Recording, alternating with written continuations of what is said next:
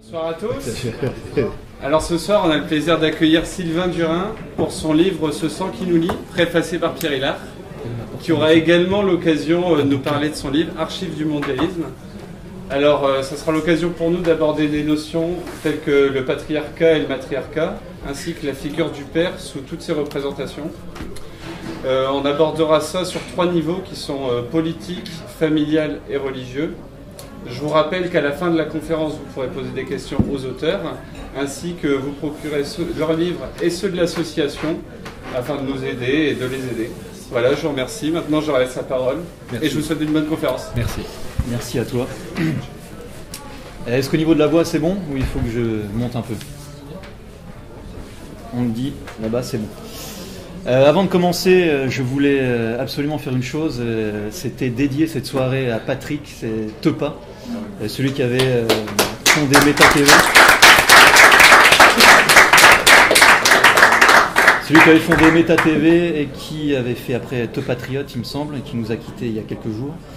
Et il faut savoir que sans lui, je ne serais pas là, puisque sans lui, ce livre n'existerait pas, puisque c'est dans son émission que j'avais financé à 100% le financement participatif à l'époque.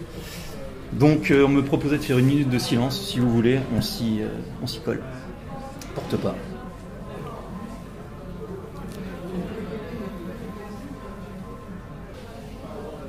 Merci à vous d'avoir accepté de dédier cette soirée à Tepa. Donc je suis ravi de vous retrouver parce que j'étais venu vous voir l'année dernière, je reconnais des têtes, donc ça me fait plaisir de vous revoir.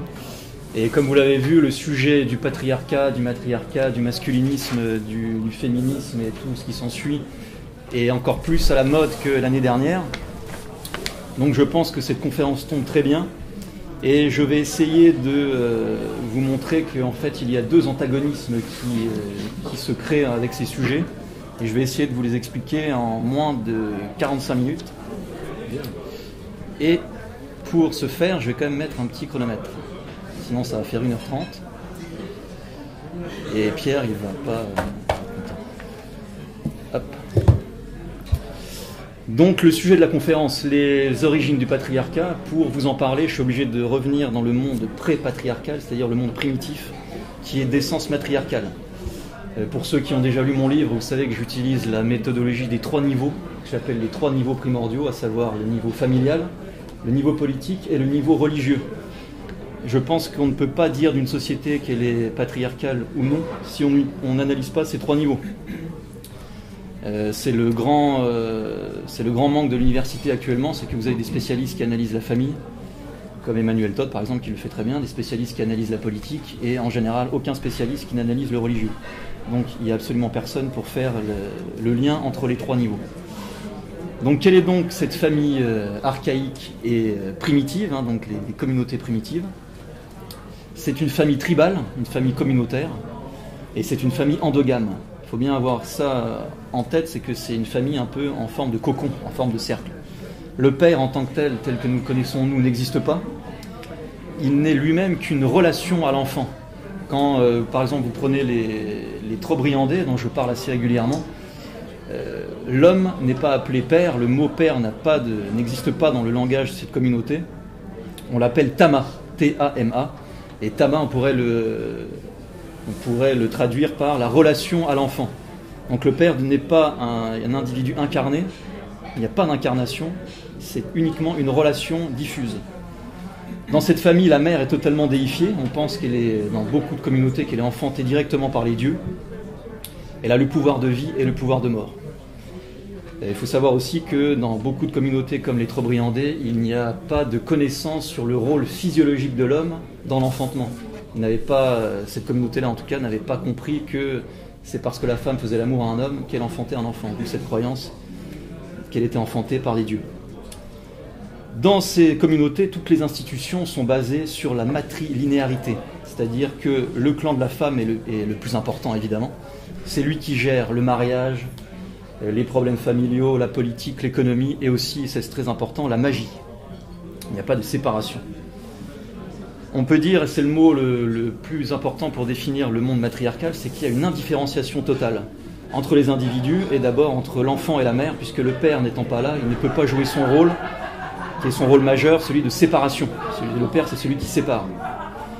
Donc cette indifférenciation enferme l'enfant et le futur adulte, qu'il soit homme ou femme, il n'y a pas de différence là-dessus, dans une sorte de prison maternante dont il est absolument impossible de sortir. Tout individu fait partie d'un tout. Le clan familial est une sorte de 1, le chiffre 1, indivisible, le tout 1 indivisible.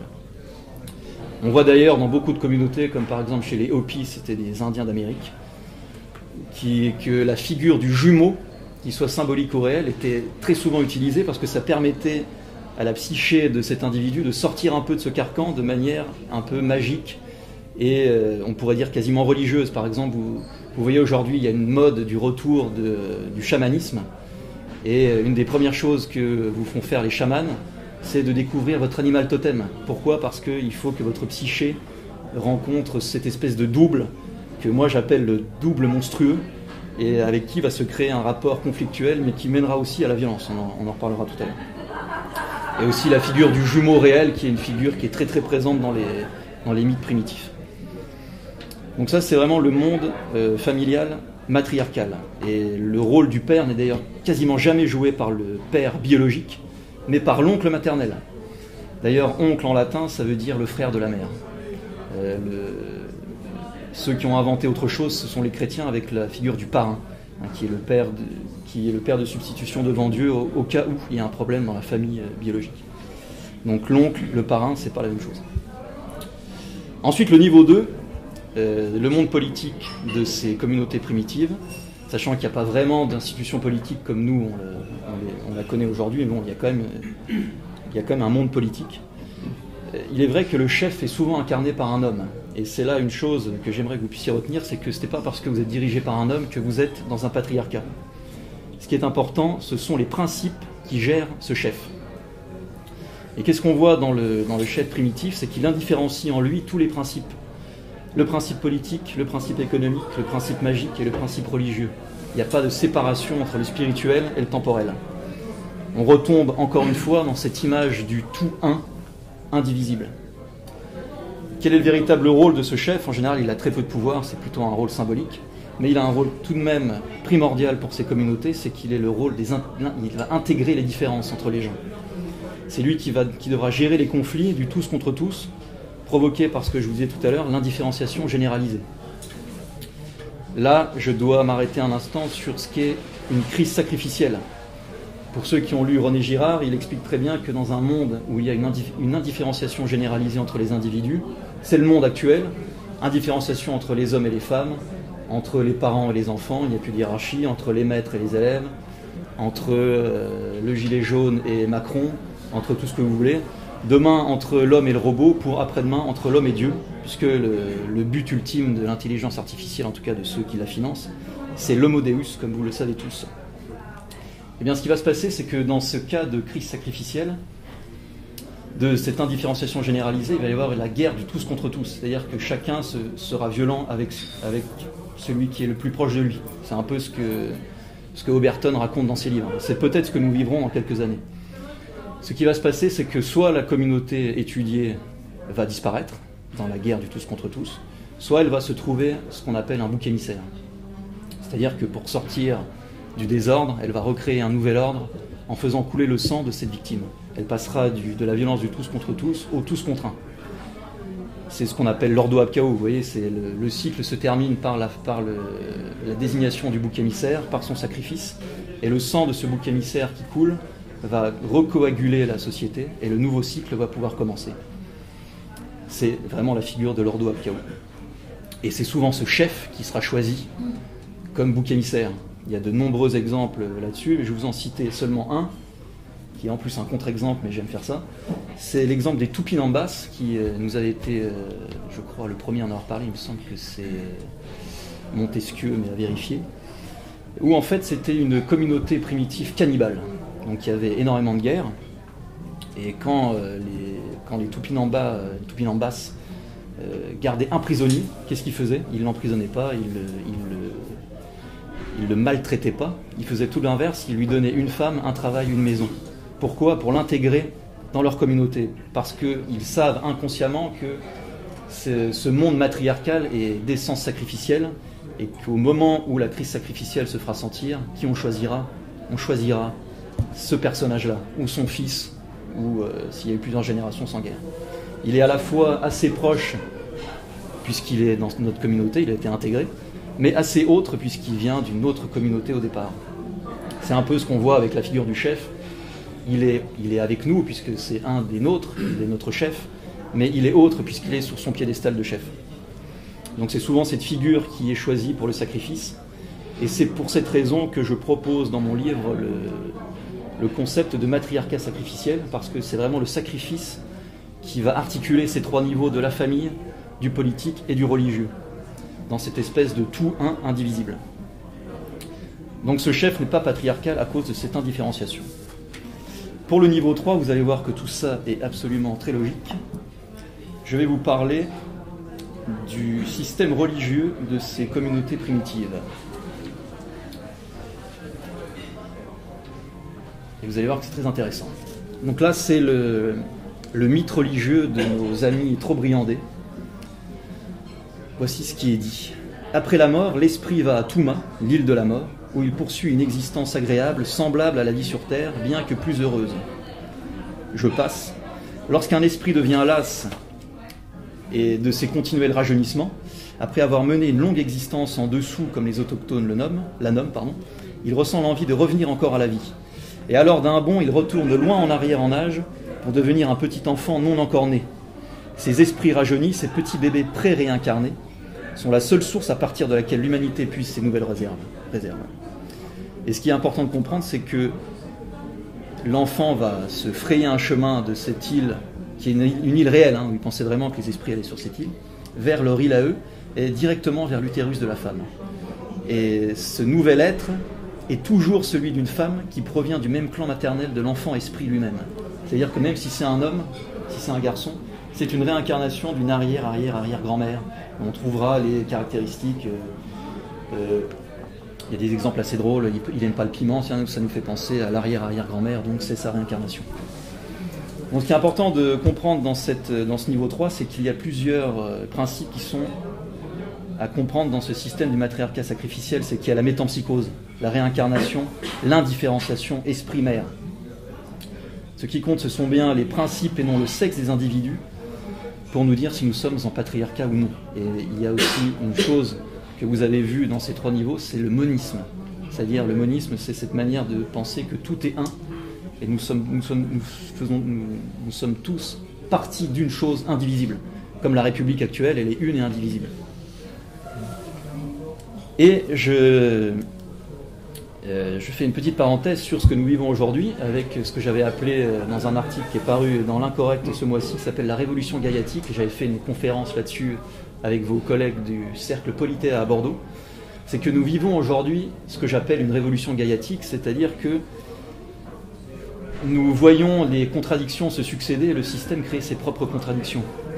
On en parlera un peu plus tard, mais le 19e siècle a créé le patriarcat que j'appelle dégénéré, c'est-à-dire le père tyrannique, qui est une mauvaise chose. De ce point de vue a été créé le féminisme par système contradictoire, mais le système crée lui-même ses contradictions. Et de ce féminisme a été construit quoi aujourd'hui? C'est le masculinisme qui est à la mode depuis quelques temps. Et d'ailleurs on me teinte de masculiniste, ce qui est totalement faux. Je vais justement expliquer pourquoi, parce que le masculinisme c'est un piège, c'est le piège du féminisme.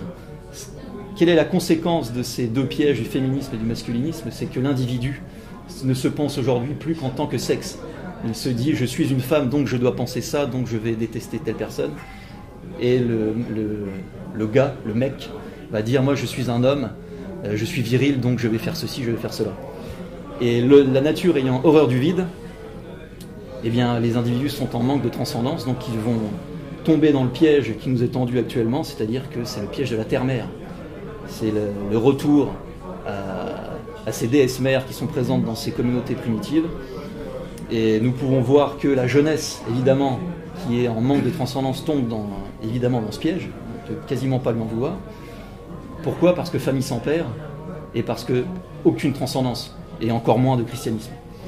Et j'en profite pour vous parler très très rapidement du synode de l'Amazonie, où nous avons vu notre cher pape faire une prière à Pachamama, qui est une déesse amazonienne et qui correspond tout à fait à ce que je vous ai raconté dans la partie 3 des communautés primitives, c'est-à-dire c'est une déesse qui a le pouvoir de vie et de mort. Son symbole, c'est un cercle avec un serpent au milieu, le yin et le yang. C'est la terre-mère de toute chose, et si la terre est notre mère, comment pouvons-nous accueillir le Christ? C'est une question que nous pourrions poser à notre pape. J'attaque la partie numéro 2 sur la patriarcalisation du monde. Alors, je vais parler du monde, il y en a eu plein, mais je vais parler uniquement de notre monde à nous qui nous intéresse, le monde indo-européen, avec la première tentative par le niveau 2, par le niveau politique, qui est très intéressante, qui nous a été proposée par les Grecs, et par Athènes notamment, qui est la démocratie. Et là, on voit une chose intéressante, c'est que le cerveau européen a trouvé un moyen pour éviter au sang de couler à la fin du cycle, mais tout de même, c'est pour ça que la patriarcalisation ne fonctionne pas, parce que nous restons dans ce cycle tout de même. Pourquoi? Qu'est-ce que la démocratie? On va prendre notre cas à nous, en France, même si on pourrait dire que c'est une fausse démocratie, mais le principe est le même. C'est que quand nous sommes dans le principe un individu, un vote, il va se créer une indifférenciation généralisée. Pourquoi? Parce qu'admettons, vous êtes scientifique, vous êtes chirurgien, admettons, moi j'y connais rien, ma parole sera égale à la vôtre, ce qui est totalement un scandale.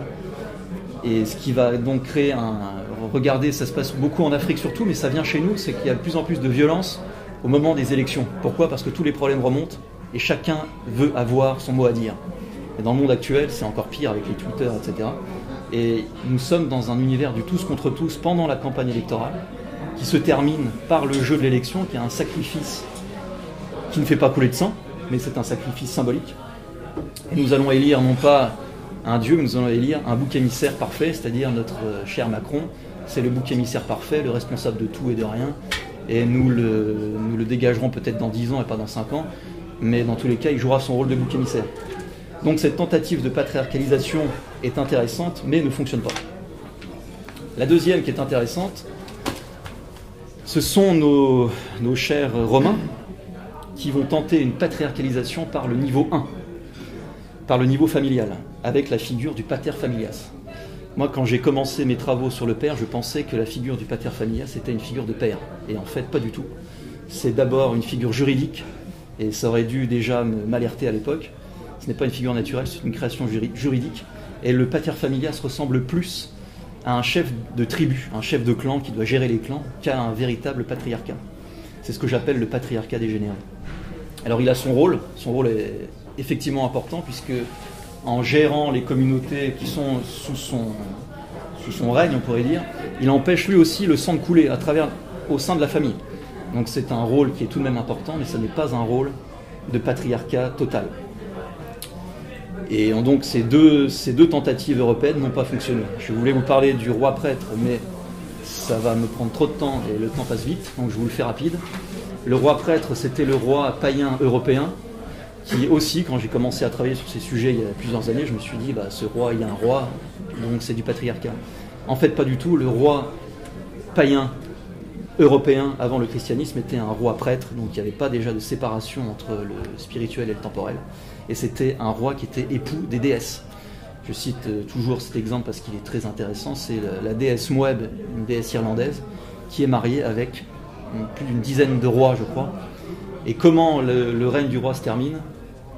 En général, à 95% des cas, il est déposé sur l'autel du sacrifice. Soit on le hache en morceaux, soit on lui coupe la tête. En faisant ça, oui, il y en a qui rigolent. En faisant ça, son sang coule sur la terre, la souveraineté du pouvoir remonte à la déesse, et par l'élection, on va choisir le nouveau roi prêtre, qui est en fait lui aussi une figure du bouc émissaire. Je vais assez vite, donc si vous avez des questions après, je pourrai bien entendu développer.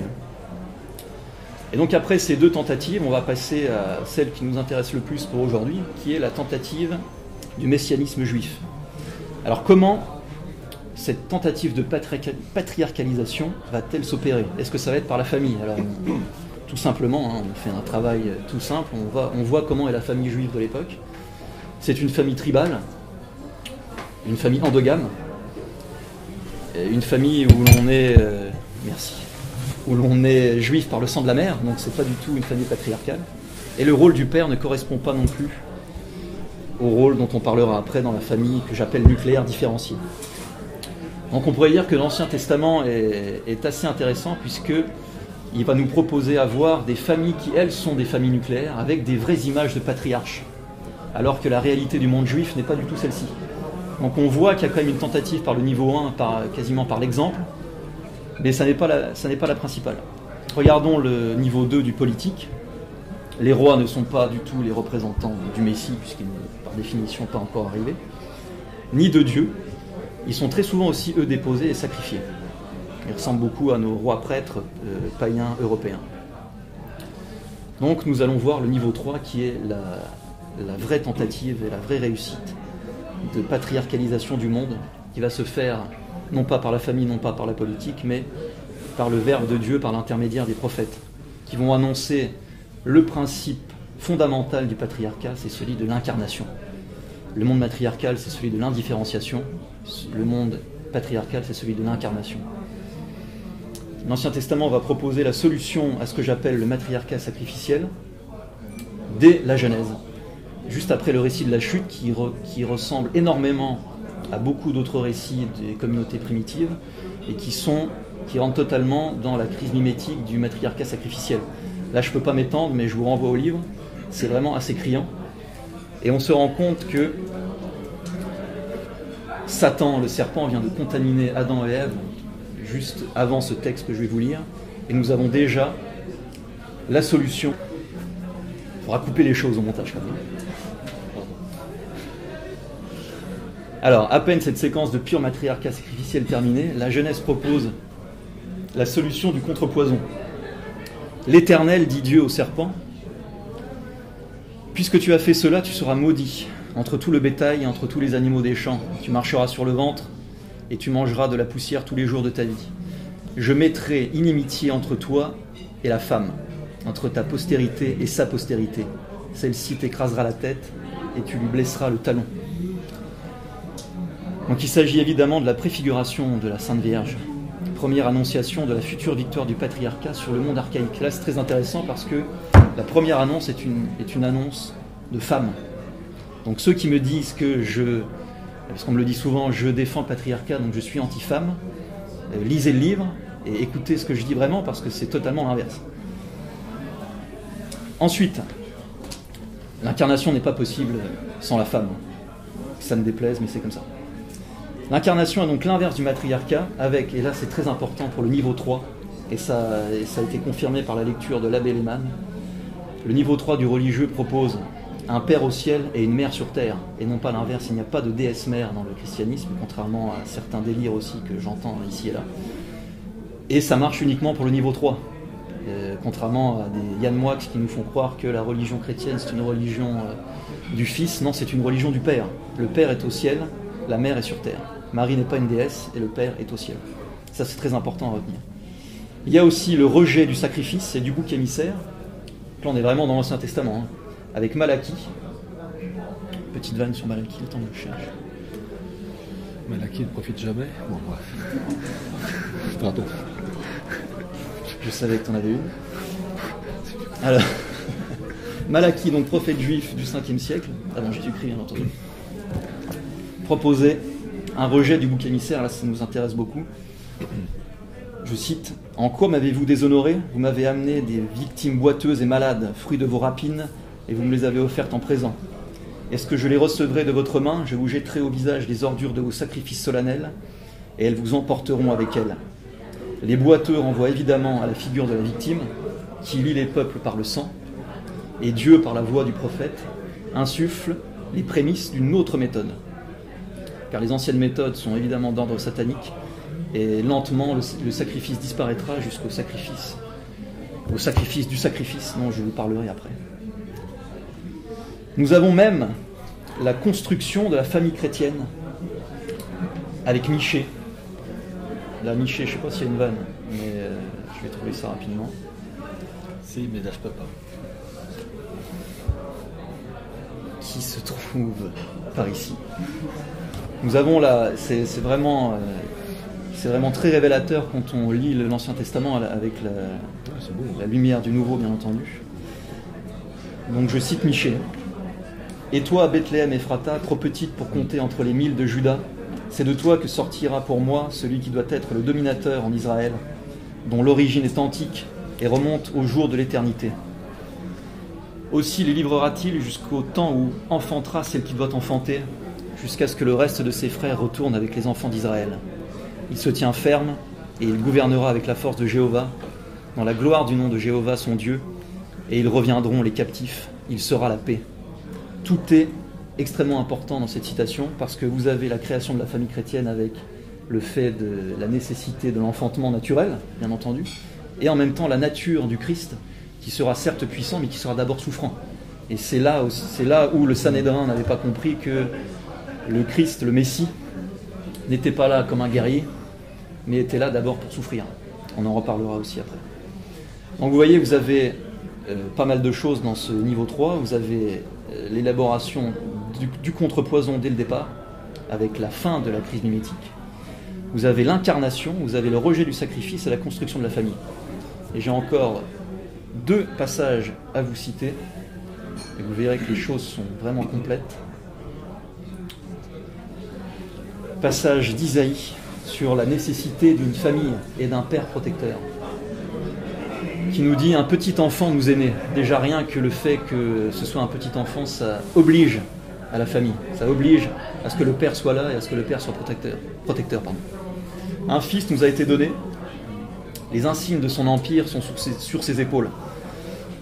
Il sera appelé l'admirable, le conseiller, le Dieu fort, le Père de l'éternité, le prince de la paix, pas le prince de la guerre, pour étendre l'autorité et maintenir une paix éternellement sur le trône de David et dans son royaume, pour l'établir et l'affermir par l'équité et la justice depuis ces temps jusqu'à jamais. Donc nous avons la généalogie depuis le trône de David, donc nous avons une généalogie terrestre. Donc ça c'est très important pour le niveau 1 de la famille chrétienne, pour ce qu'elle sera ensuite, on en parlera juste après. Et vous avez encore une fois le fait que que le Messie sera le prince de la paix.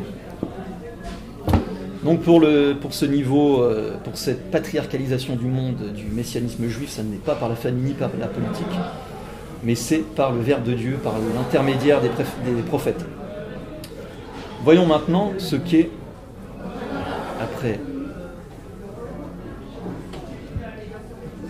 après tout ceci, ce qu'est donc le patriarcat dans sa réalité. Après l'incarnation, nous avons vu grand principe patriarcal. Nous allons en voir un second qui est lui aussi à retenir dans les définitions que vous pourrez donner du patriarcat. C'est celui de la complémentarité. On va voir ça dans les 3 niveaux. Le niveau 2 du politique va proposer une complémentarité fondatrice entre le roi chrétien et l'évêque. On peut tout de suite faire la différence entre le roi prêtre et le roi chrétien, puisque le roi prêtre, on l'a vu, c'est l'époux d'une déesse qui doit être sacrifié. Tandis que le roi chrétien, c'est le lieutenant du Christ. Il n'est là uniquement qu'en tenant lieu du vrai roi de France, qui est le Christ. Il n'est plus l'époux d'une déesse. Le pouvoir ne se transmettra plus par le sacrifice, mais par la primogéniture. Ça ne se fera pas tout de suite, ça je suis d'accord, c'est des historiens. Ça se fera petit à petit, mais ça se fera quand même. Et le duo qu'il va former avec le pape va permettre la séparation des principes du spirituel et du temporel, et aussi lui ôter les excès magiques qui enfermaient les anciens chefs et les anciens rois dont on a parlé dans ce monisme païen archaïque. Évidemment, pour nous Français, l'exemple le plus magistral, c'est celui de Clovis et de Saint-Rémy, qui préfigure la relation exceptionnelle qu'aura le roi de France et la papauté. Et là, je vais vous citer beaucoup de choses ce soir. J'espère que vous êtes là pour encore 3 heures. Je ferai pareil. Et bien, on va vous citer beaucoup de choses. Je pense que c'est bien quand même qu'on puisse citer On voit qu'on n'invente pas les choses. Qu'on a travaillé. Voilà. Exactement. Voilà.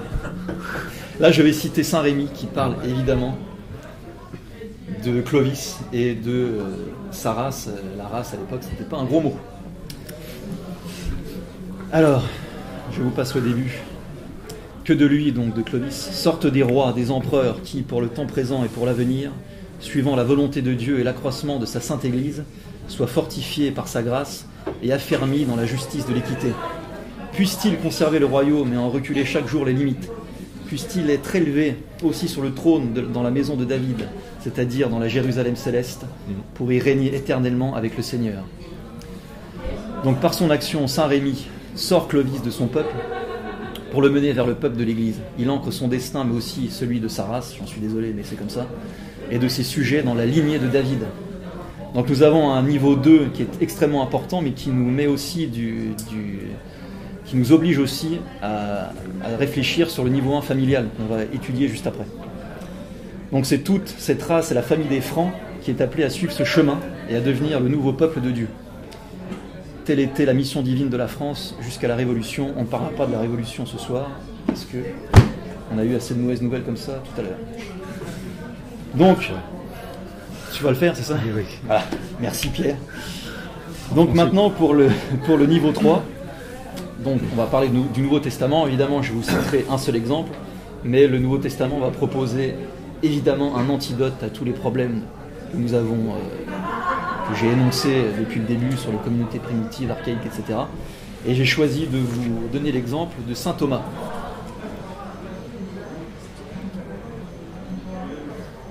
De saint Thomas qui ne croit pas.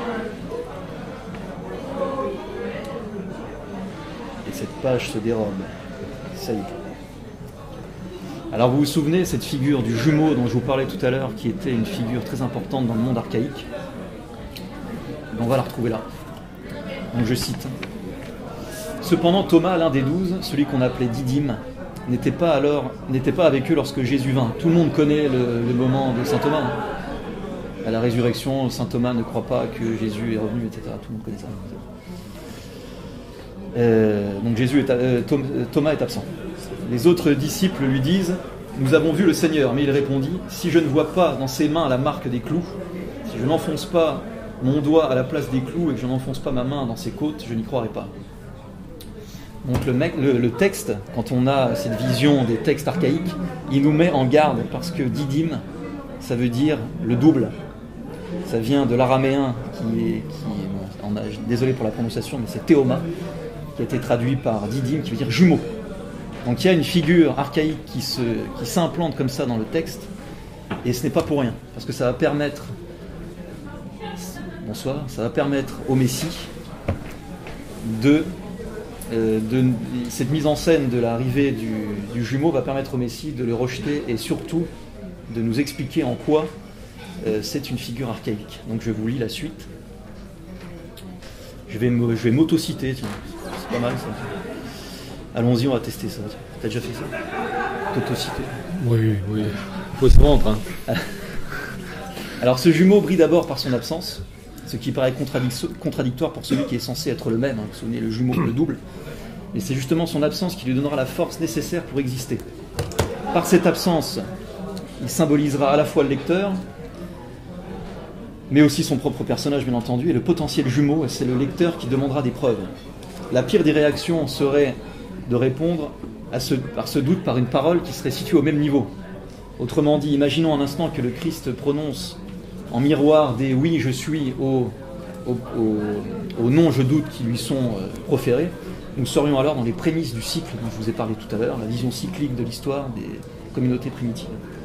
Mais comme tout le long du Nouveau Testament, Jésus-Christ n'entre dans aucun jeu, il prouve les choses simplement. Donc je recite, je ne me cite plus maintenant, je cite le Nouveau Testament. Or, 8 jours plus tard, les disciples étaient à nouveau réunis dans la maison de Thomas, et Thomas était avec eux. Jésus vint, toute porte verrouillée, il se tint au milieu d'eux et dit « La paix soit avec vous ». Ensuite, il dit à Thomas « Avance ton doigt ici et regarde mes mains, avance ta main et enfonce-la dans mon côté, cesse d'être incrédule et deviens un homme de foi. » Thomas lui répondit « Mon Seigneur et mon Dieu ». Ce qu'on remarque, c'est que le cycle n'a pas pu commencer car il a été rompu. Là où on demandait à voir des choses, on a proposé le sens du toucher. Jésus n'a pas répondu non à oui, il a simplement, par le sens le plus prosaïque, prouvé les choses. Ce qui fait qu'on a empêché un cycle sacrificiel de se mettre en place.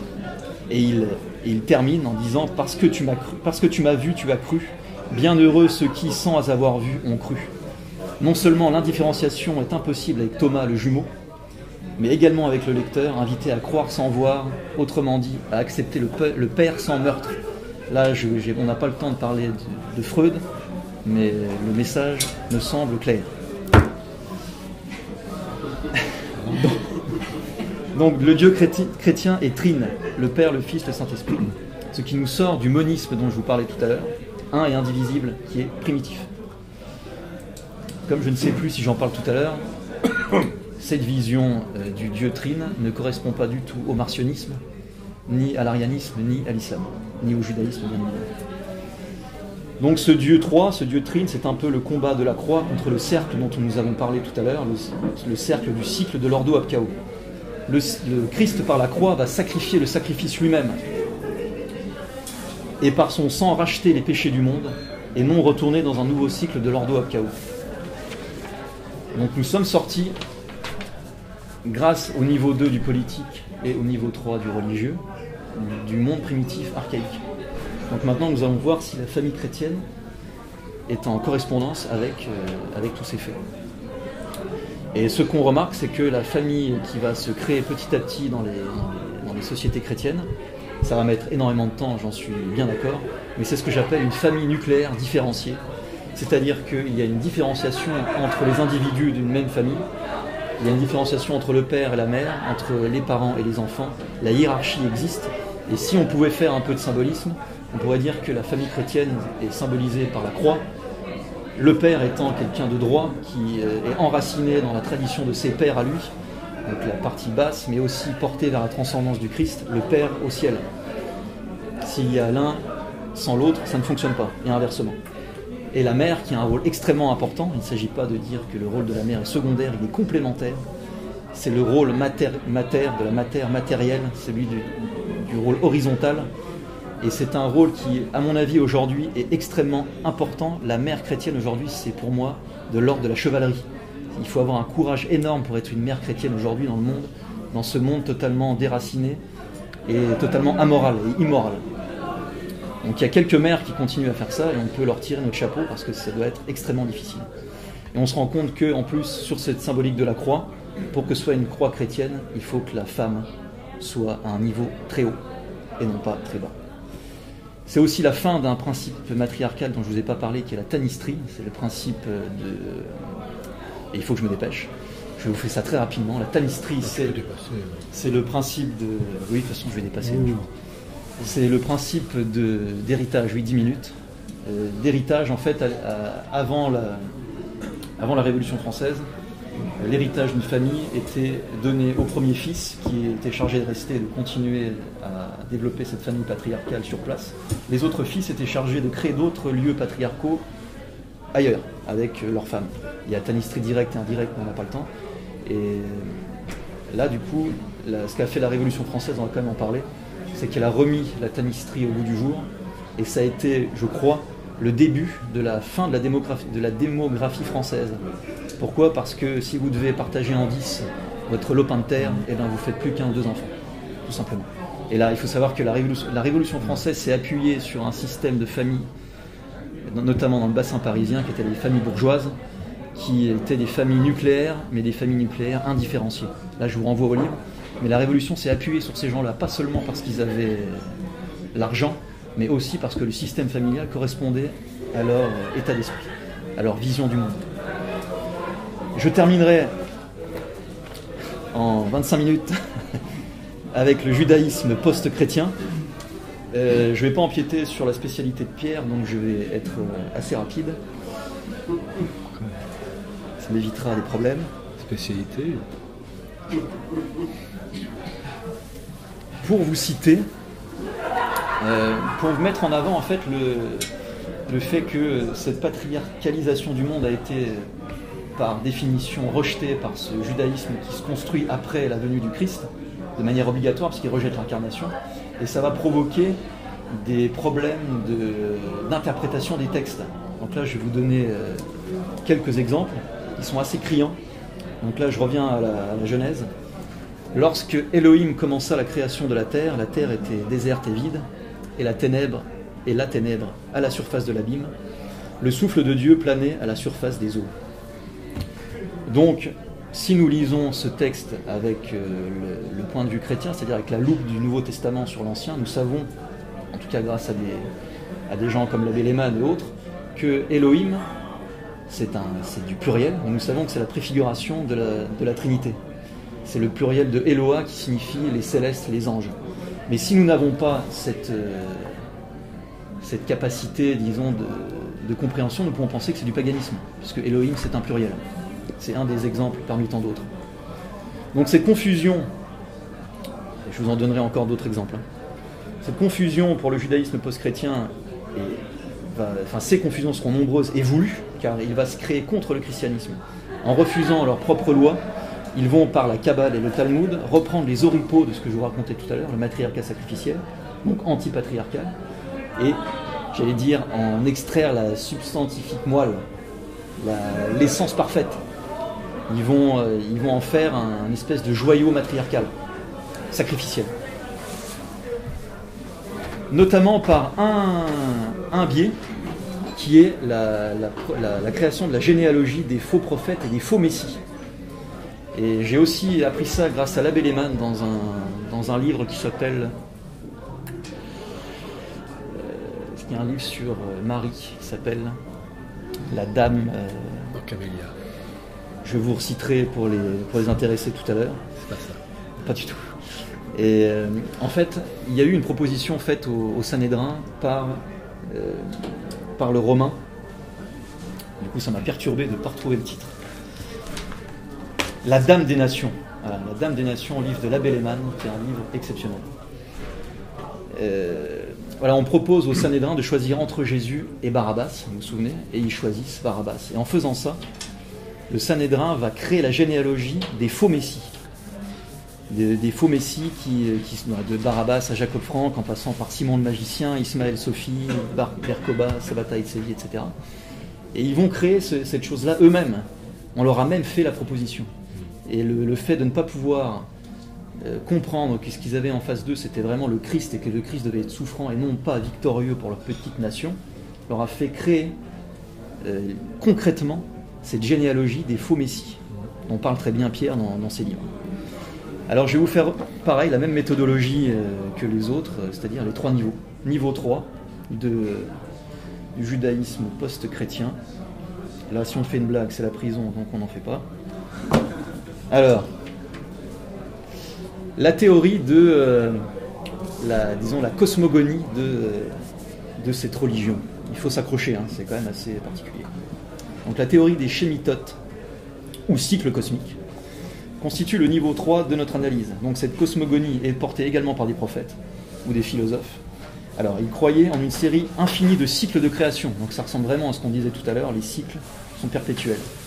Ainsi le monde existerait en 49 000 ans, chacune des 7 planètes régnerait 7 000 ans, et Dieu détruirait le monde lors de du 50e millénium, dans le seul but de le recréer une nouvelle fois. Ça ressemble, ce sera plus clair pour ceux qui liront le livre, ça ressemble à l'esprit dont je vous parlais tout à l'heure sur l'île de Touma, ça s'appelle l'esprit Baloma, c'est quasiment la même chose. Donc il faut savoir que ce sont des doctrines qui ont été beaucoup inspirées par des astrologues grecs et arabes, et je vais vous reciter quand même un petit passage qui n'est pas piqué des hannetons. Alors il y a aussi la théorie des séphirotes, donc je pense que Pierre va en parler, donc je vous cite, c'est Gershom Scholem que je cite. Les 3 premières séphirotes restent cachées et n'activent pas le monde hors d'elles-mêmes, ou du moins pas de monde comme nous puissions identifier comme tel. Donc il y a déjà cette idée de l'immanence. Le monde est construit c'est exactement comme c'est dit là, hors d'elle-même, par elle-même, comme ça vous allez voir, ça devrait devenir très clair. À partir de la Séphira Bina, qui est aussi appelée la mère du monde, on est bien dans du matriarcat, les 7 séphirotes qui émergent et sont perceptibles sont émanées. Chacune de ces séphirotes a un rôle particulier dans un cycle création, lequel passe sous son autorité et est influencé par sa nature particulière. Il me reste 4 minutes. Mais je vais quand même le faire. Chacun de ces cycles cosmiques liés à une des séphirotes est appelé Shemitah, ou année sabbatique, et a une vie active d'environ 6000 ans. Je finis quand même pas, mais vous voyez que l'idée du cycle est totalement reprise de manière, j'allais dire, essentielle, c'est-à-dire qu'ils ont puisé dans toute la gnose archaïque pour en sortir un système religieux qui peut nous paraître délirant, mais qui ne l'est pas du tout, quand on a la vision un peu arrière, archaïque. Je pense que je peux passer sur la famille Parce qu'en fait, c'est la famille moderne, c'est la famille de la PMA, de la GPA, c'est la famille de l'absence du père, le retour du tribalisme avec les familles recomposées, où demain, en fait, ce qui se passera, c'est que l'intelligence artificielle va concrétiser réellement les mythes des communautés primitives. La GPA, c'est ni plus ni moins que notre esprit qui va sur une île, l'île dont on ne pourra jamais vérifier ça. Et la GPA, l'intelligence artificielle, nous fait concrètement réaliser la métempsycose, tout simplement. Donc je passe là-dessus un peu rapidement parce que tout le monde vit ça, je dirais, dans la vie de tous les jours. Pour le niveau 2, je vais en parler aussi rapidement du golem. Pourquoi le golem? Parce que golem en hébreu, et vous allez voir où je veux en venir, ça veut dire l'inachevé et l'embryon. Et on se rend compte que pourquoi est créé le golem par le juif qui le crée, c'est pour répondre à la crise sacrificielle qui est dans la communauté juive. En général, je conseille le livre de Marek Alter, qui s'appelle Le Golem de Prague, et qui explique très bien tout ça. Je crois qu'il a fait un débat il n'y a pas longtemps avec Eric Zemmour, je pense que les deux avaient d'autres choses à se dire là-dessus. Il nous met en scène un village juif qui se fait attaquer par une horde de méchants chrétiens qui tuent les juifs, qui font des pogroms, etc. Donc le golem est créé pour défendre la communauté et pour tuer les chrétiens. Une fois que c'est fait, le golem reste, mais le golem devient gênant et se retourne plus ou moins contre son maître, et il est exterminé, il est sacrifié. Et on se rend compte que du sacrifice de ce golem-là, la société juive se recoagule et recrée une nouvelle culture, un nouveau cycle. Donc le golem, c'est une sorte de syncrétisme de tous les boucs émissaires qu'on peut voir dans les différentes communautés primitives. Je voulais aussi vous parler, assez rapidement, du noachisme. Pourquoi du noachisme? Parce que dans 3, en tout cas, je vous en citerai que 3 de ces principes, on se rend compte que ce sont des principes totalement anti-patriarcaux et qui rentrent absolument à 100% dans ce qu'on a vu dans les communautés primitives. À savoir, tout le monde sait ce que c'est le noachisme. Si vous ne le savez pas, Pierre vous le dira après. Donc il y a l'absence d'incarnation. On a vu l'incarnation, c'est le principe de base du patriarcat. L'absence de sacerdoce, donc l'absence de complémentarité et d'intermédiaire. Le rejet de la Trinité au profit d'un Dieu, je vous donne en mille, un et indivisible. Je pense qu'on ne peut pas être plus clair. Je voulais aussi vous parler d'autre chose dans ces problèmes je vous en parle en fait parce que ceux qui verront la vidéo et nous tous, nous sommes un peu d'une jeune génération et nous pouvons parfois mal interpréter les choses parce que nous n'avons pas les bases. Et je trouve que l'exemple que je vais vous citer est parfaitement clair. Nous prenons un psaume de David, je vais en lire simplement 2 lignes, et nous allons voir comment le traite le Talmud. Vous allez voir. Donc David, je cite, « Il boira dans le chemin de l'eau du torrent, c'est pour cela qu'il élèvera la tête. » Là, je cite l'analyse de l'abbé Lehmann, dont je vous parlais tout à l'heure. Dans les livres saints, les eaux tourbillonnantes des torrents sont la figure des tribulations et des souffrances. L'ouvrage hébreu, le Medrak Tehilium, désolé pour la prononciation, commentant ce verset, s'exprime de la sorte. Donc là, on cite vraiment ce livre du Talmud. Dans les temps à venir, des fleuves de sang s'échapperont des impies. Viendront les oiseaux pour s'abreuver à ce torrent de sang. Là, je ferme la parenthèse de la citation. Je recite l'abbé. Le commentateur hébreu ne s'est pas aperçu que ce verset ne concernait pas les impies, mais le Messie lui-même. Et que le fleuve de sang qui s'échappera de tous ses membres au jour de la passion se mêlera au torrent de souffrance qu'il a enduré durant sa vie de mortel pour la rémission des péchés du genre humain. En fait, si nous n'avons pas, et c'est ce que fait le judaïsme post-chrétien par définition, si nous n'avons pas cette loupe du Nouveau Testament, nous ne pouvons pas comprendre les textes de l'Ancien Testament. Et sans Ancien Testament, il n'y a pas de Nouveau Testament. C'est pour ça que le marcionisme et cette volonté de séparer les deux n'est pas bonne et n'est pas juste, parce que c'est pourquoi le Christ viendrait s'il n'y a pas l'Ancien Testament. On peut poser la question à nos amis marcionistes. Et aussi une dernière chose que j'ai aussi découvert dans ce livre de l'abbé Lehmann, qui est la lettre Tau, c'est la dernière lettre de l'alphabet hébreu. Et c'est une lettre qui avait une signification quasiment magique, puisque notamment les disciples d'Ézéchiel se dessiner cette lettre sur le front pour être épargné en cas de, je fais vraiment rapide, en cas de problème de guerre. Et c'est aussi le signe qu'on a mis sur les portes en Égypte, vous savez, avant le passage de l'ange sacrificateur. Et on se rend compte que cette lettre, la dernière lettre de l'alphabet hébreu, c'est une croix. Le Tau, c'est un T, c'est une croix. Et si nous avons la lecture du Nouveau Testament, nous savons que c'est une préfiguration de la croix chrétienne. Le drapeau suisse. Le drapeau suisse, n'allons pas sur... Pourquoi pas, je ne sais pas, peut-être. En conclusion, parce qu'il me reste moins 3 minutes, nous vivons aujourd'hui, je le crois en tout cas d'après ma grille de lecture, un retour de la violence. Pourquoi ? Parce que nous vivons une vengeance de l'Orient, une vengeance sacrificielle du monde oriental, notamment parce que, dont je vous ai parlé, la révolution gallatique, appuyée par une mâchoire infernale, à savoir le judaïsme post-chrétien de la mâchoire supérieure, et l'islam et l'immigration islamique notamment, par la mâchoire inférieure. L'Orient veut se venger, pourquoi ? Parce que si nous voyons les choses avec un peu de recul et si nous sortons des pièges, des combats stériles du féminin contre le masculin notamment, nous nous rendons compte que la Providence avait donné un rôle à chacun, à savoir que l'Orient était parfait pour l'enfantement du Christ. L'Orient, c'est le silence des déserts, c'est les nuits étincelantes, c'est la terre qui n'a pas encore été semée. Tandis que l'Occident, c'est une terre virile, c'est l'homme de la forêt, c'est l'homme des montagnes enneigées, c'est un homme qui est fait pour moissonner.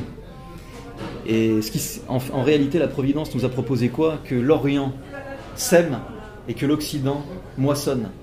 Nous avons moissonné, maintenant c'est encore notre rôle, mais nous avons moissonné quasiment dans le monde entier le christianisme, que nous n'avons pas semé nous-mêmes. Et là où l'Orient féminin a joué son rôle, l'Occident viril, soi-disant masculin, tous les virilistes qui nous regardent, votre mission, elle est là. Elle est de propager et de développer le message du Christ de manière virile. Il n'y a pas de problème. Mais c'est ça le message qu'il faut développer. Et je vous citerai pour finir cette parabole de Jésus. « Levez les yeux, disait Jésus à ses apôtres, et voyez les campagnes, car elles sont déjà blanches pour la moisson. Et celui qui moissonne reçoit la récompense et recueille du fruit de la vie éternelle, afin que celui qui sème se réjouisse ainsi de celui qui moissonne. Car en ceci le mot est vrai, et ça c'est très important, autre est celui qui sème et autre est celui qui moissonne. Je vous ai envoyé moissonner ce que vous n'avez pas travaillé, d'autres ont travaillé et vous êtes entrés dans leurs travaux. Et ce qui se passe aujourd'hui, c'est que l'Orient, notamment par le biais de l'islam, se venge de ce qu'ils pensent être un abandon parce qu'ils n'ont pas reconnu le Christ comme le Messie. C'était sans doute ça la prophétie patriarcale, et je vous remercie de m'avoir écouté. J'ai fait moins 5 minutes.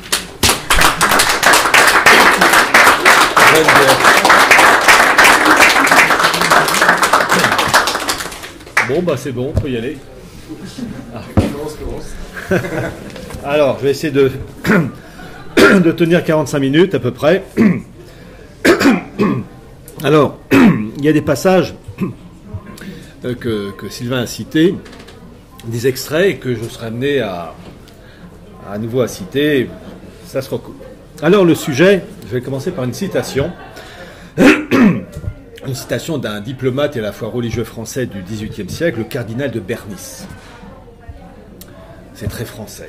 Il faut tout calculer et ne pas tout craindre. Il faut tout calculer, c'est-à-dire qu'il faut tout voir et ne pas tout craindre, en termes plus directs, ne pas avoir, pardonnez-moi l'expression, une mentalité de petites gens. Ne pas voir. Si, on doit tout voir et ne pas tout craindre.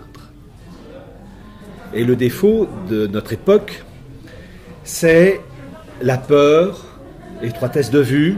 On évoque certains sujets, on met d'autres sujets sous le boisseau, on doit tout voir. Alors, introduction générale. Notre civilisation, la civilisation française, actuellement, elle est en train de mourir. Civilisation française, la civilisation italienne, espagnole, allemande, civilisation européenne est en train de disparaître.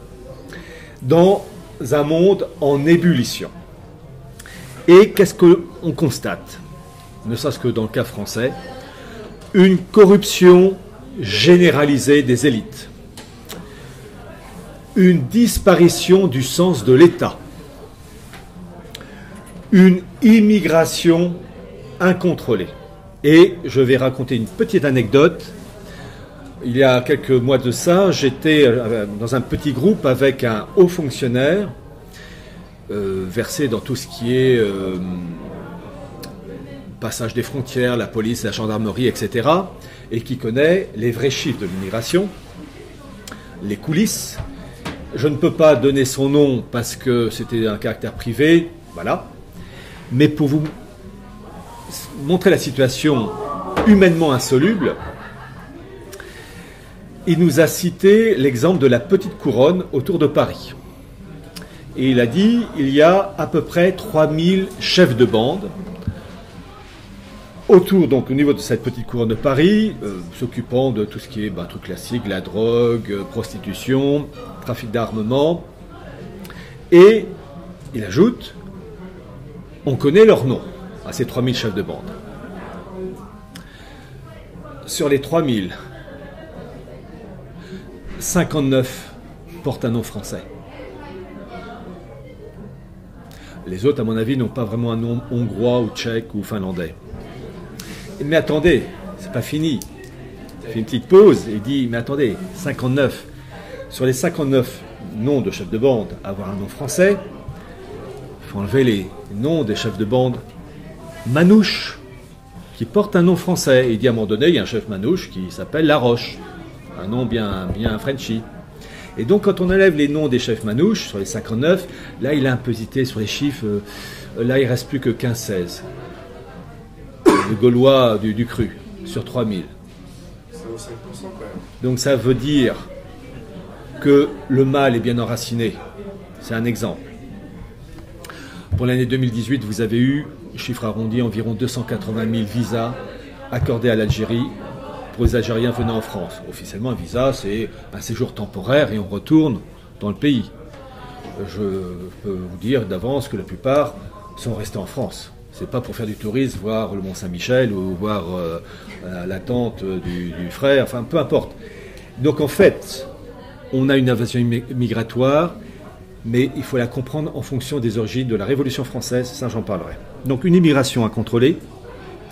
Il y a aussi la mise en place en France et dans tous les États européens via l'Union européenne ce qu'on appelle les GOPE, G-O-P-E, accent aigu, grande orientation politique économique. Le dernier rapport est sorti en juin 2019, en PDF de la Commission européenne. Vous tapez Commission européenne, GOPE, juin 2019, et vous aurez le rapport. En gros, pour faire court, c'est plus de libéralisme, moins d'État, donc les hôpitaux qui ferment. Enfin bref, vous connaissez l'histoire. Et nos hommes politiques ne sont que des courroies de transmission plus ou moins habiles. Et le drame, c'est que les Gilets jaunes n'ont pas compris que certes leur rébellion est tout à fait juste et légitime, mais la source du mal, c'est l'UE, avec le monde de la finance évidemment. Les Macron et consorts ne sont que des exécutants plus ou moins habiles. Bon, les GOPE donc. Mais il y a presque encore plus grave. Il y a ce que j'appelle, je suis toujours dans l'introduction, la destruction et la déstructuration des esprits. Avec, et ça c'est un rapport scientifique, avec une diminution du QI. Vous avez la revue anglaise Intelligence, elle fait une étude, et entre 1999 et 2013, en Europe, le QI a, d'un point de vue général, diminué de 14 points. En fait, on voit un abrutissement de la population française, allemande, italienne, etc. Une régression. C'est-à-dire que c'est la substance même de l'être humain, son âme, son intelligence, sa capacité de raisonner, qui s'amoindrit. Et ça, c'est grave. Il y a aussi une déstructuration des cerveaux, incapacité à structurer sa pensée. J'arrive encore à donner des cours à des étudiants de 4e année, et ça me frappe, enfin, non, je suis habitué, mais en même temps, je ne m'y habitue pas en même temps. Donc, incapacité à structurer sa pensée, incapacité aussi à nuancer. Dans la vie, tout n'est pas en ligne droite. Il y a un mot qu'il faut quelquefois rajouter, que je dis aux étudiants. On affirme quelque chose, il y a une nuance qu'il faut ajouter. Il faut ajouter le mot cependant, virgule, pour montrer que tout n'est pas en ligne droite. Il y a ça. Je citais le monde de la finance avec ses rivalités internes. et qui impose donc le monde de la finance, qui impose ses vues, qui connaît le rôle de la BRI, la Banque des règlements internationaux, dont le siège est à Bâle, et qui est un État dans l'État. On ne peut pas y entrer sans autorisation, même la police suisse ne peut y entrer.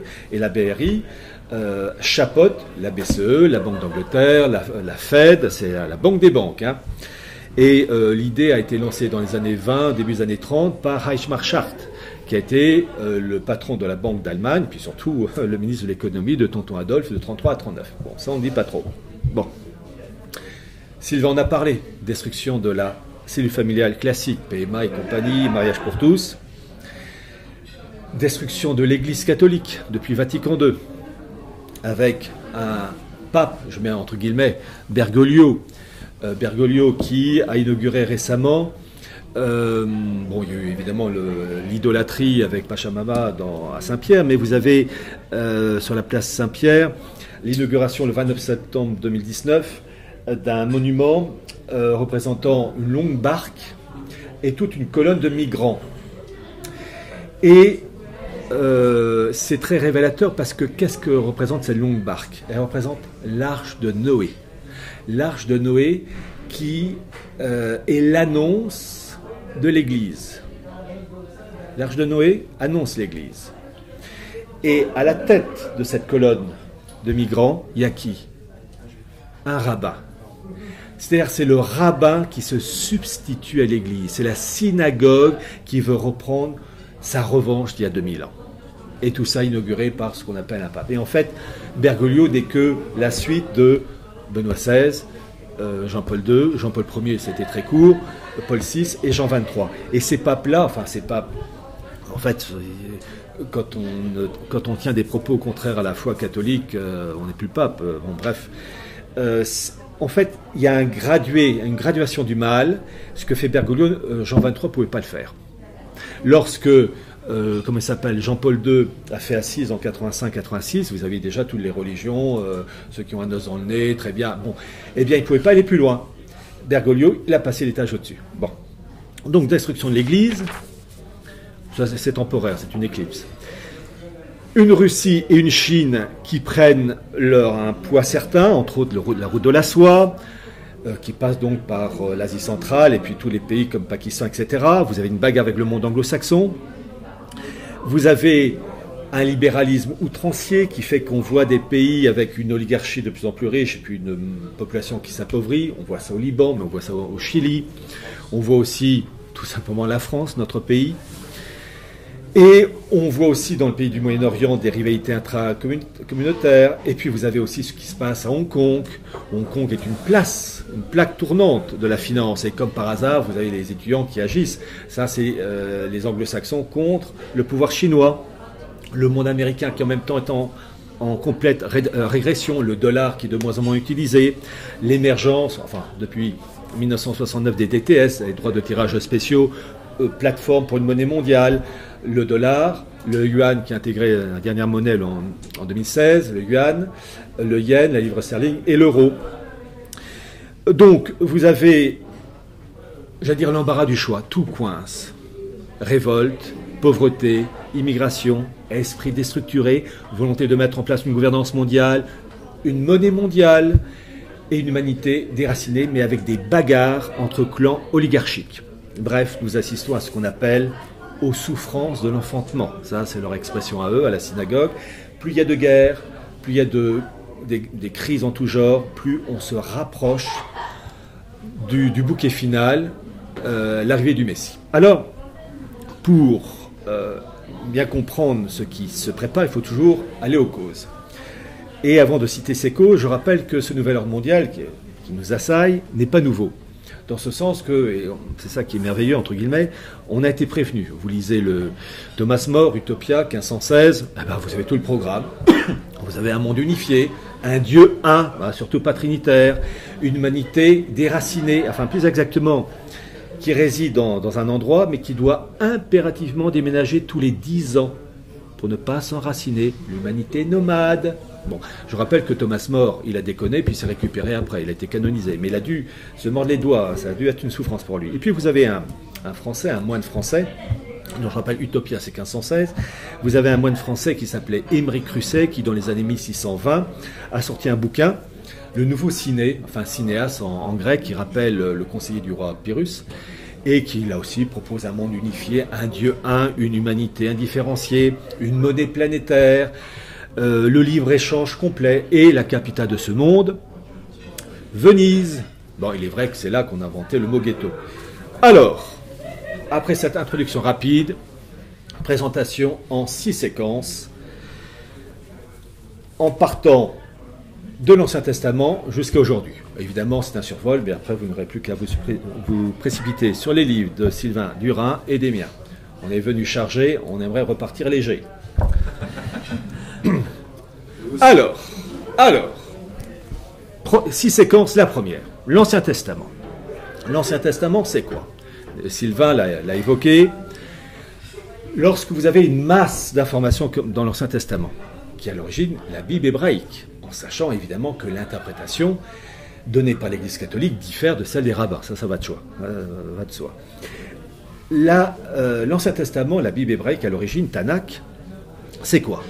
C'est l'annonce de l'incarnation, qui commence dès la Genèse 3.15, Sylvain l'a cité, où vous avez, il est dit, l'annonce d'une femme qui va donner progéniture, une descendance, et vous avez au cours de cette belle histoire de l'Ancien Testament, via les prophètes, Isaïe, Michée, Osée, Jonas, etc., Daniel, par petites touches, l'annonce de l'arrivée de l'Alma, la Vierge, Alma qui est un terme pour désigner la Vierge au sens qui n'a pas eu de rapport sexuel, et de son fils l'Emmanuel, le prince de la paix.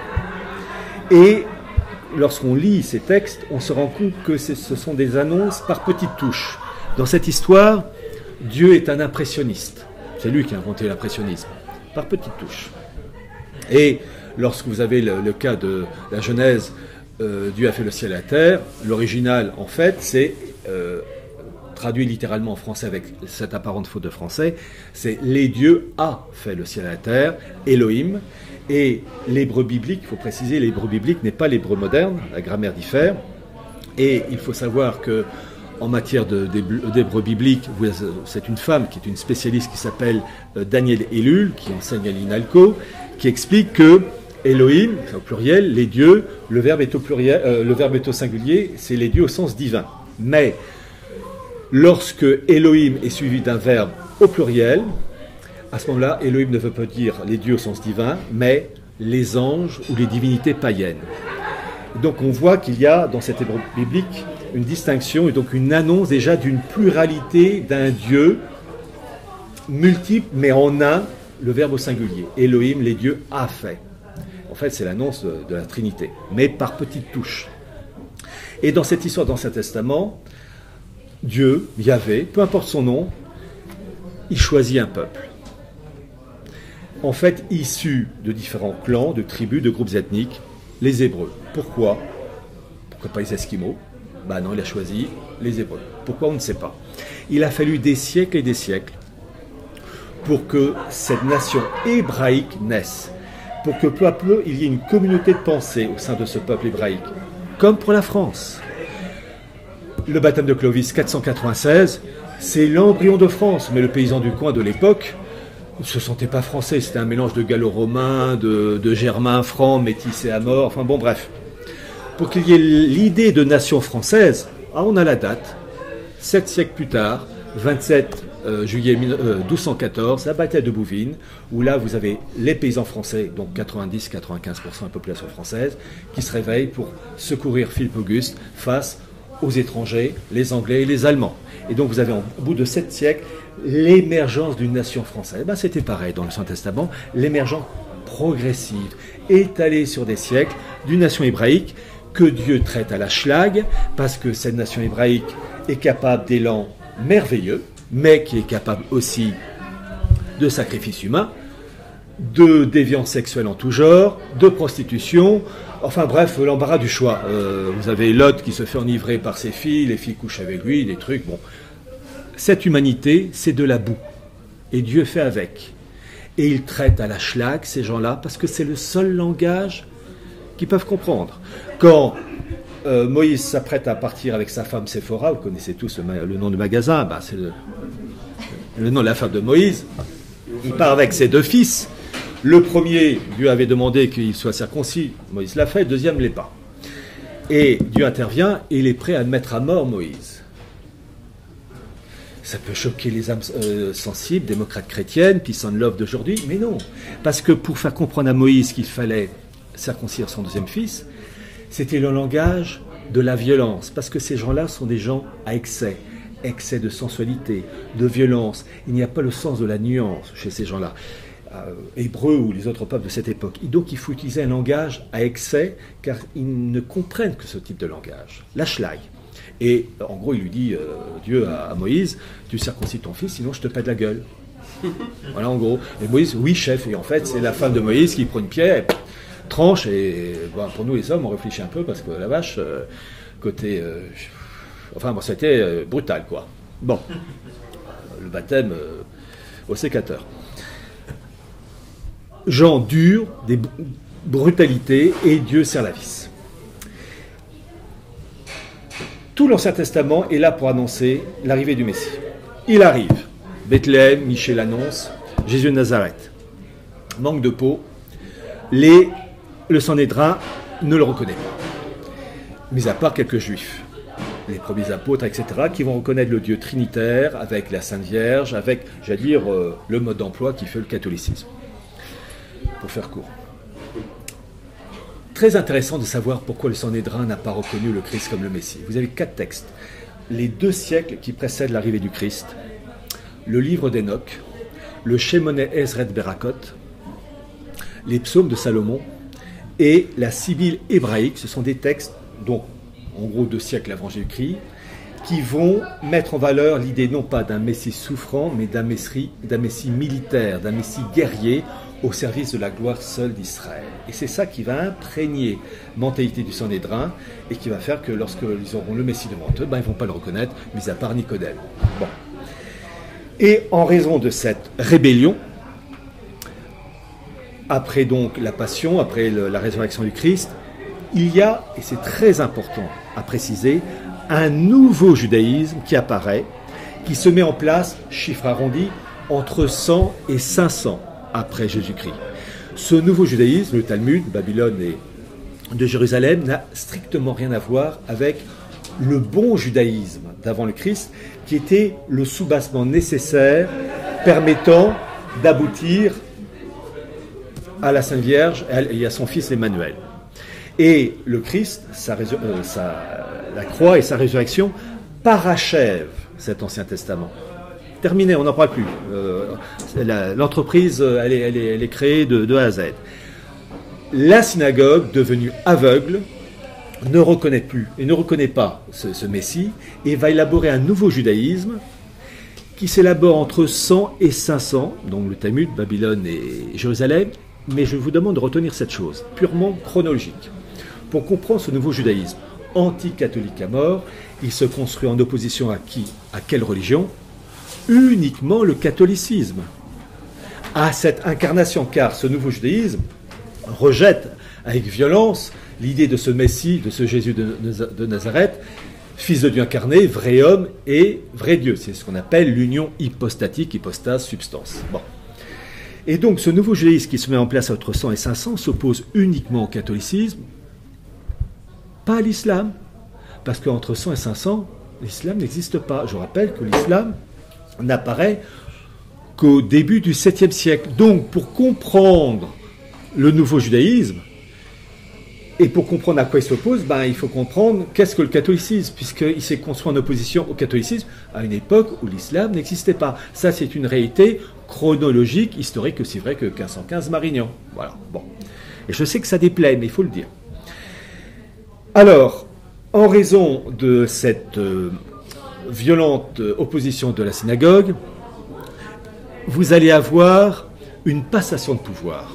Israël, le peuple juif, n'a pas reconnu le Messie, et cette passation de pouvoir, elle se fait avec ce qu'on va appeler le Nouvel Israël, le baptême de Clovis, et avec Saint Rémy, qui est l'équivalent du prophète Samuel à l'égard du jeune David. Car ce Messie, il est né dans la maison de David. Vous avez une lignée royale, commencée avec le roi David, et différents rois. Et la Sainte Vierge, comme le Christ, descendent, pour la partie humaine, en tout cas pour le Christ, de la lignée de David. Et Clovis, grâce aussi, il ne faut jamais oublier, à cette femme extraordinaire qui est son épouse, Sainte Clotilde, va se convertir au catholicisme avec l'évêque Saint-Rémy, qui rappelle la nécessité d'une continuité entre l'Ancien Testament et le Nouveau. C'est-à-dire que finalement, il y a une passation de pouvoir entre la maison de David et la nouvelle lignée royale inaugurée par Clovis, qui va durer, excusez du peu, 1300 ans, Clovis jusqu'à Louis XVI, où le roi de France est le lieutenant du Christ, c'est-à-dire tenant son royaume en commande. En commande, c'est-à-dire un royaume qui est en fait dirigé par le Christ, roi de France, qui délègue, si je puis dire, à son bras droit un être humain, mais pas n'importe lequel, le roi, à partir de Clovis jusqu'à Louis XVI, a créé les conditions matérielles et morales pour permettre à ses sujets de gagner le ciel. C'est ça, la monarchie française. Alors après, évidemment, vous avez eu des rois de France. En fait, vous avez deux choses chez le roi de France. Vous avez l'homme et la fonction. La fonction royale, elle est parfaite. Puis vous avez l'homme, merveilleux avec Saint-Louis, moyen avec d'autres, Louis XV, il y a mieux. C'est comme les prêtres. La fonction du prêtre, elle est parfaite. N'oubliez jamais qu'un prêtre est supérieur à un ange. Le prêtre pardonne les péchés. Plus exactement, le prêtre est le transparent du Christ. Et il est l'outil utilisé par le Christ pour pardonner les péchés. L'ange ne peut pas pardonner un péché. Par définition, un prêtre est supérieur à un ange. La fonction, pas l'homme. Voilà. Donc vous avez le prêtre qui est la fonction qui est parfaite, l'homme, il y a tous les cas de figure, entre celui qui a été canonisé et puis les pédophiles qui malheureusement existent, mais qui existent aussi chez les pédophiles, les rabbins ou les instituteurs. Il faut tout calculer et ne pas tout craindre. Bon. Alors, cette monarchie française qui est enracinée, en fait, c'est le nouvel Israël. Et vous allez avoir cet événement extraordinaire, et vraiment je vais très vite, avec l'événement de Sainte Jeanne d'Arc, cette jeune fille qui est née à Domrémy. Et pour ceux qui ont un peu de réflexion, devraient se dire Domrémy s'écrit D-O-M, c'est l'abréviation de Domus, la maison de Rémy. C'est le rappel du baptême de Clovis. Elle n'est pas née à Clermont-Ferrand, à Lunéville ou même à Lille. Elle est née à Domrémy. C'est pour rappeler cette continuité. Et qu'est-ce qu'elle dit? Il y a ce fameux événement du 21 juin 1429 à Saint-Benoît-sur-Loire. Je rappelle que la France est occupée par les Anglais. Il ne manque plus que la ville d'Orléans pour permettre aux Anglais d'assujettir la France et de faire de notre pays un dominion avant l'heure. Il y a cet événement merveilleux à Saint-Benoît-sur-Loire où Sainte Jeanne d'Arc s'adresse au jeune dauphin, le futur Charles VII, et lui demande de confier son royaume. Et cet événement extraordinaire, c'est Jeanne qui s'adresse à Charles en disant Charles, donne-moi ton royaume. Alors, ce dernier hésite, il le fait. Elle lui dit, tu es le plus pauvre chevalier en ce royaume. Je donne le royaume à Jésus. Et ensuite, elle, par les cordes vocales, le Christ parle par cordes vocales de Sainte Jeanne d'Arc, et elle dit, moi Jésus, je rends le royaume à Charles. Ce document, cet acte notarié, qu'est-il devenu? On ne sait pas. En revanche, il est historiquement prouvé, puisque au cours de l'été 1429, il y a un personnage de l'époque qui était très intéressé par cet événement, c'est le pape Martin V, et il y a eu un rapport qui a été fait, qui s'appelle le Breviarium Historial, qui relate cet événement. Ce document, il existe, il est aux archives du Vatican, il a même servi à la béatification, enfin, entre autres, il n'y a pas que ça, mais il a servi entre autres à la béatification et la canonisation de Sainte Jeanne d'Arc. Donc on a la preuve historique de cet événement extraordinaire que le Christ est le roi de France. Ça a été lancé dès Clovis, et la mission de Sainte Jeanne d'Arc, c'est de le rappeler. Et l'action française devrait remanier ses statuts et rappeler ces points clés, baptême de Clovis, Saint-Rémy, triple de nation. C'est à partir de ça que la science politique française s'est construite. Arrive la Révolution de 1789, évidemment, il y a un léger changement. Qu'est-ce que c'est? Bon, déjà 89, évidemment, n'est pas arrivé comme ça. Vous avez eu des signes avant-coureurs, il faut le dire. Vous avez des rois de France qui ont préparé la chute, je pense à Louis XIV, qui n'a pas été toujours à la hauteur, loin de là, entre autres en refusant la consécration de la France au Sacré-Cœur, comme ça avait été demandé le 17 juin 1689 à Sainte-Marguerite-Marie, et 100 ans plus tard, le 17 juin 1789, le tiers-état se déclare assemblée constituante, exactement 100 ans après, jour pour jour. C'est la fin du baptême de Clovis, puisque le tiers-état représente le peuple souverain, en fait une oligarchie bourgeoise, aux dépens du peuple français qui va se faire pressurer par la suite. Bon. Vous avez eu différents événements qui ont préparé, qui ont savonné la planche, si je puis dire.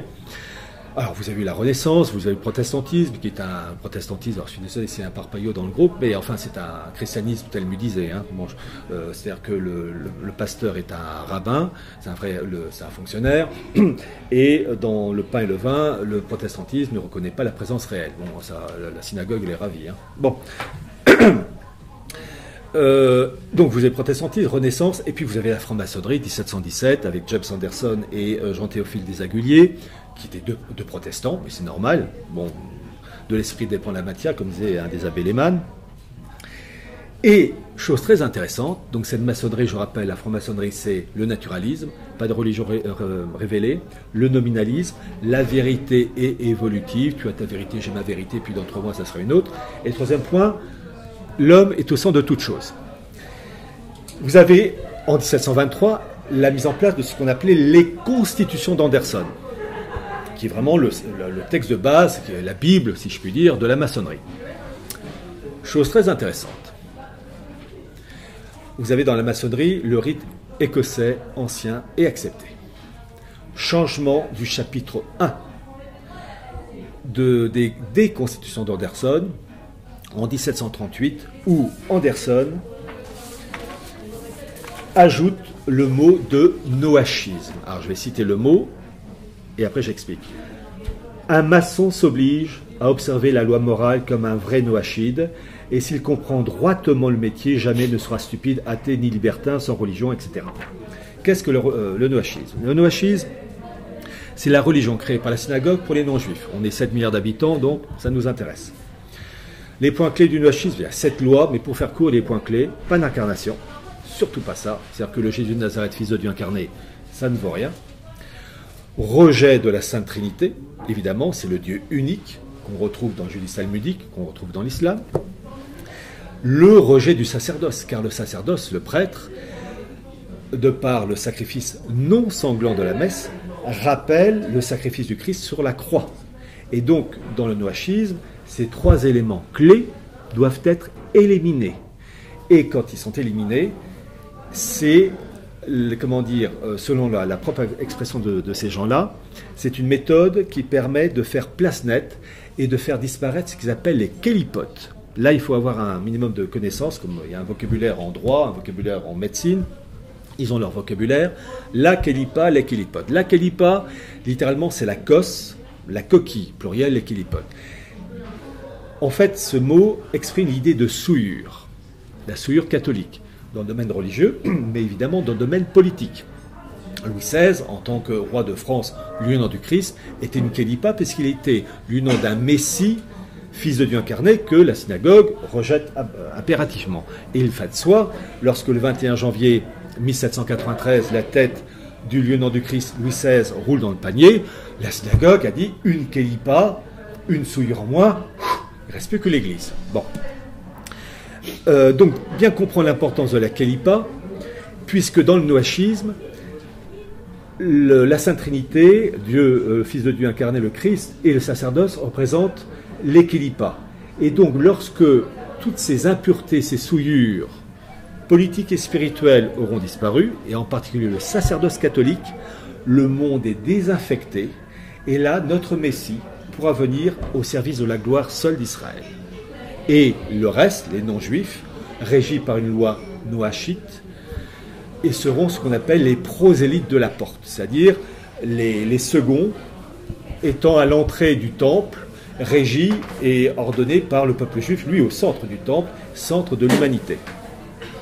Et donc bien comprendre que 89 est une bascule, Et à titre d'information, je vous le dis, il y a 2 livres qui sont sortis.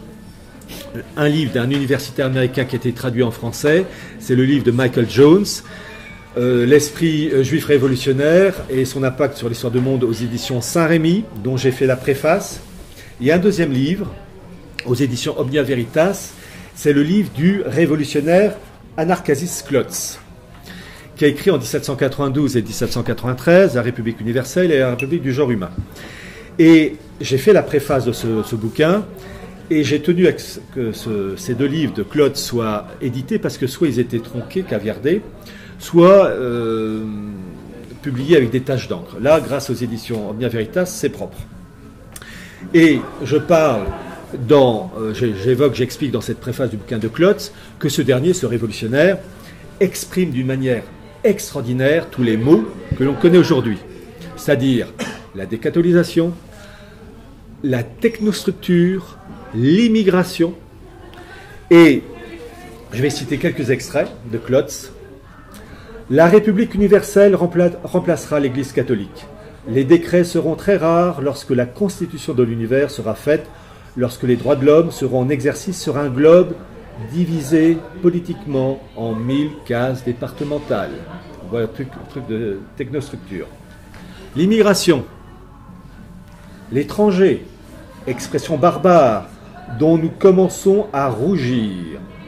Nous voyons à Paris, à Londres, à Madrid, à Amsterdam, plaider sa cause d'un Persan, d'un Indien, d'un Chinois, d'un Péruvien, d'un Turc, d'un Cafre, d'un Arménien. On discute en Europe les intérêts d'un habitant des antipodes, et l'on doutera si une assemblée représentative des 2 hémisphères peut exister pour le bonheur permanent de l'humanité. Je ne connais de barrière naturelle qu'entre la terre et le firmament. Mais pour effacer tous les prétextes et tous les malentendus, et pour ôter aux tyrans et à nos ennemis une arme perfide, je demande la suppression du nom français, à l'instar de ceux de Bourguignon, de Normand, de Gascon. Tous les hommes voudront appartenir à la République universelle. La modernité de ces textes. Et en fait, on y est. Et j'arrive à la fin. Je suis à combien là 35. Oh bon, Prends allez. ton temps, prends ton temps. Oh, je fais d'être réglo, 45.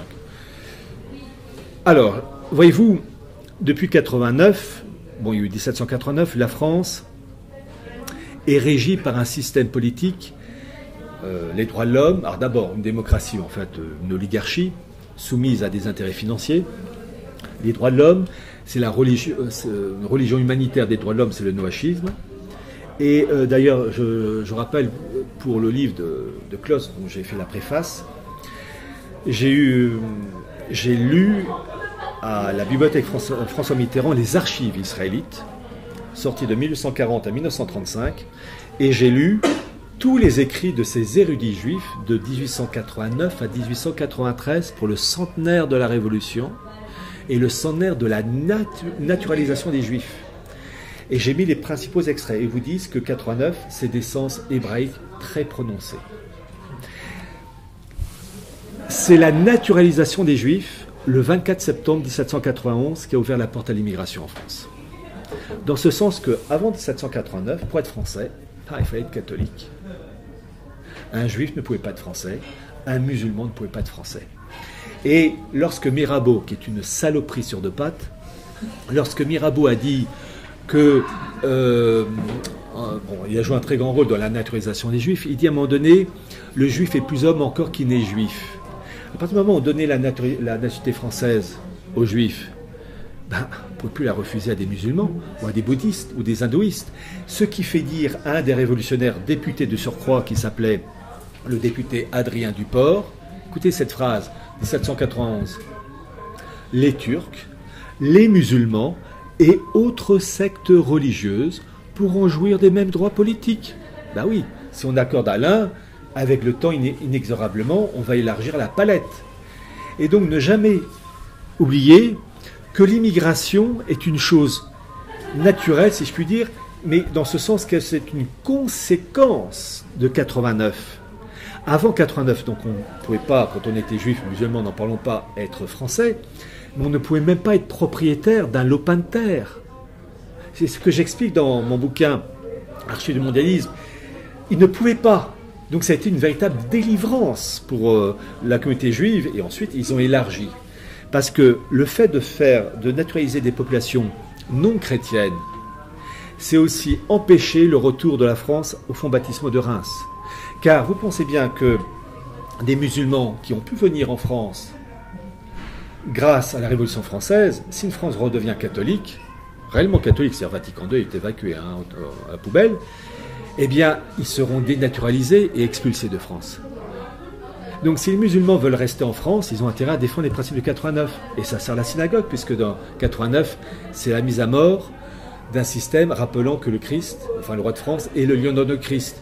Donc, en fait, ce sont des outils. Les élites juives sont dans les bureaux, les masses musulmanes dans la rue. Et nous, Français, entre les deux.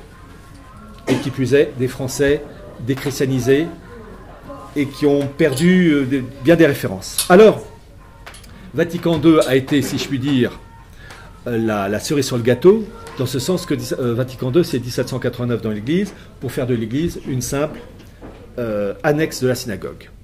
Et on y est presque, puisque dans un de mes livres, je citais un document américain de la revue Look, dossier sorti en janvier 1966, et qui disait « How the Jews changed Catholic thinking », comment les Juifs ont changé la manière de penser catholique. En plus, eux le disent, moi je cède. La finalité de cette gouvernance mondiale, c'est quoi?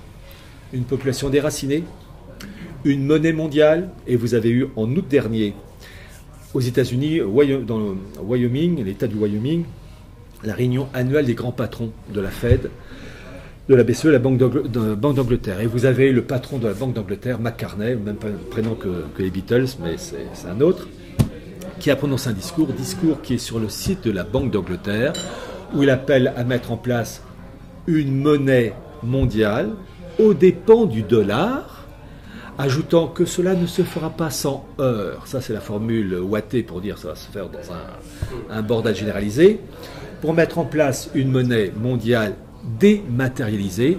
Et maintenant, je vous donne l'expression exacte qu'il utilise. Une monnaie synthétique, hégémonique. Voilà le terme. Problème, c'est que nous avons une bagarre actuellement entre des clans oligarchiques. D'un côté, la City de Londres, qui va imposer son modèle planétaire avec une population mélangée, et une fraction de l'élite, je vais dire anglo-saxonne, américaine, nationaliste, qui veut encore la suprématie du dollar. Et donc vous avez une bagarre entre ces clans. Et tout ce qui se passe en Bolivie, Venezuela, Hong Kong, ce ne sont que des bagarres entre clans oligarchiques. Et je vais terminer par ce point. Vous avez un maçon italien qui est le patron du Grand Orient démocratique, qui s'appelle Giulio Magaldi, qui a sorti il y a quelques années de ça un bouquin sur les Ur-Lodge. Lodge en anglais, mais UR. Alors, je tiens à préciser, le bouquin, je m'en suis servi pour une préface.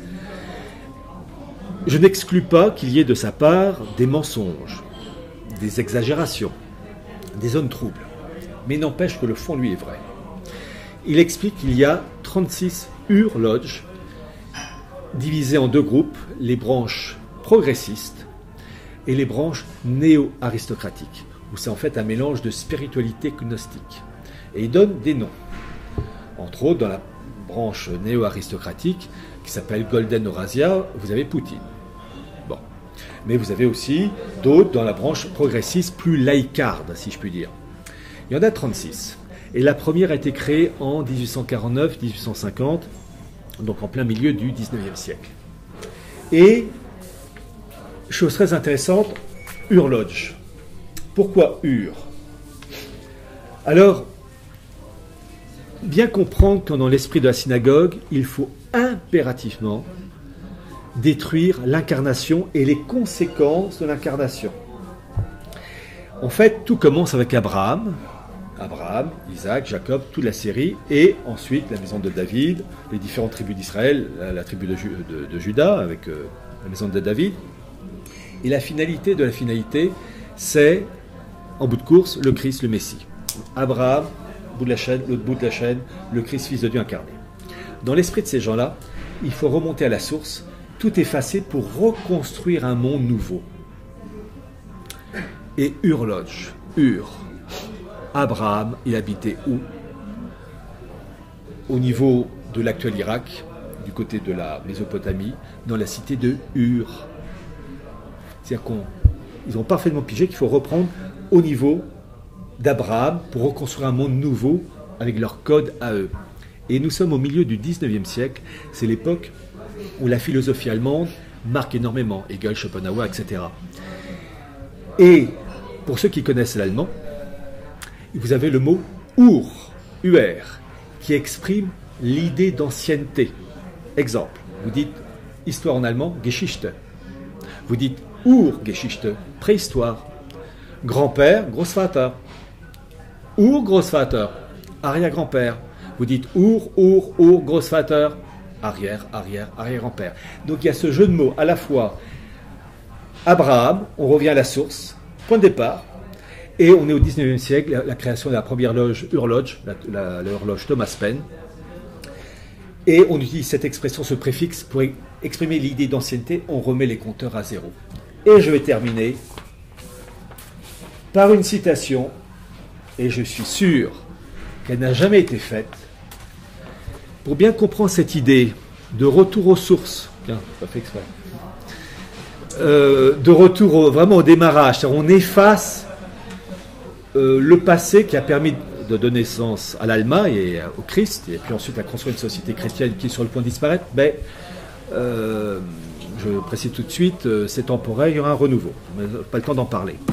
Cela contamine tous les secteurs de la société, domaine spirituel, politique, littéraire, même les chansons. Et je vais terminer par une chanson de Michel Berger. Ah, je suis sûr que vous n'y attendiez pas. Un chanteur qui avait du talent et de belles chansons. Mais un esprit, son vrai nom c'est Hamburger, Michel Berger. Et une de ses chansons, je vous invite à regarder le clip officiel de la chanson de Michel Berger, Le Paradis Blanc. Et dans le clip officiel, vous avez un rabbin et vous avez les chais de Jacob, les marches, toujours l'idée de retour aux sources. Et, alors, je ne veux sûrement pas vous chanter la chanson, mais je vous lis le passage, l'idée de retour aux sources. Au début, on recommence tout. Ur, je cite Michel Berger, Paradis blanc, qu'on n'arrive plus à distinguer le blanc du noir et l'énergie du désespoir, que le silence peut respirer, recommencer là où le monde a commencé. Je m'en irai dormir dans le paradis blanc, où les nuits sont si longues que l'on oublie le temps, tout seul avec le temps, tout seul avec le vent, comme dans mes rêves d'enfant. Je m'en irai mourir dans le paradis blanc, loin des regards de haine et des combats de sang, et jouer avec le vent, comme dans mes rêves d'enfant, comme avant. Merci.